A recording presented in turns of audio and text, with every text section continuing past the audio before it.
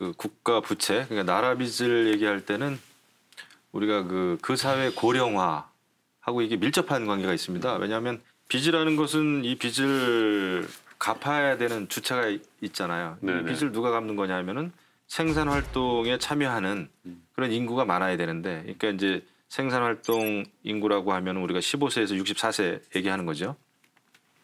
근데 문제는 우리나라가 고령화 속도가 지금 OECD 국가 중에 1위입니다. 네. 고령화 속도가 굉장히 빠르고 그리고 부채 속도가 또 빨라요. 지난해 12.8%인가 그럴 거예요. 국가 부채 증가율이. 이게 굉장히 심각한 거죠. 지금 이제 물론 말씀하신 대로 국가 부채가 몇 % 안에 있어야 된다라고 하는 도구만은 없죠.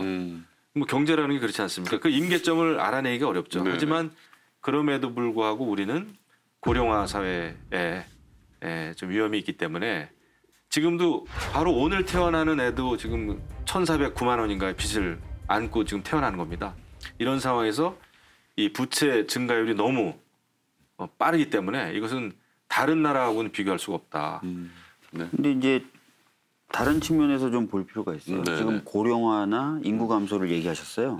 고령화나 인구 감소가 올 것이고 또 진행되고 있으니까 재정을 긴축적으로 운영해야 된다는 말씀하신 거예요. 근데 반대로 그럼 고령화와 저출생의 문제를 해결하기 위해서는 확장적 재정이 또 필요합니다. 그러니까 정부가 아이를 낳아서 키울 수 있는 여건을 만들어주지 않으면 아이를 안 낳죠. 근데 그걸 지금 긴축 재정을 해버리면 제가 보기에 저출산 문제는 해결이 안 됩니다. 그렇죠. 긴축 재정을 통해서 고령화를 해결하자는 게 아닌데요. 네. 좀 잘못. 그러니까 그래서 어차피 확장적 재정을 좀 해야 돼요. 이 부분은.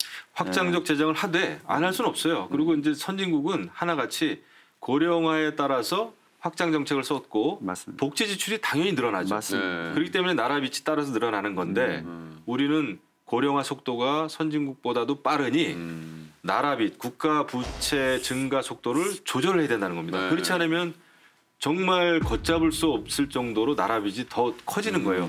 이거에 대해서는 근데 최대한 국가 부채에 대한 경각심을 가지고 있어야죠. 네. 저는 오히려 조금 걱정이 이 코로나 사태, 코로나 이 시기에 지금 이제 정부가 굉장히 적극적으로 경기 부양을 해야 된다라는 어떤 이 압박감 때문에 사실 그 통합 팽창 정책을 많이 쓰고 국고를 많이 또 이제 적자 국채를 발행하는데 이거에 대해서 그래도 좀 건강한 비판은 여전히 필요하다.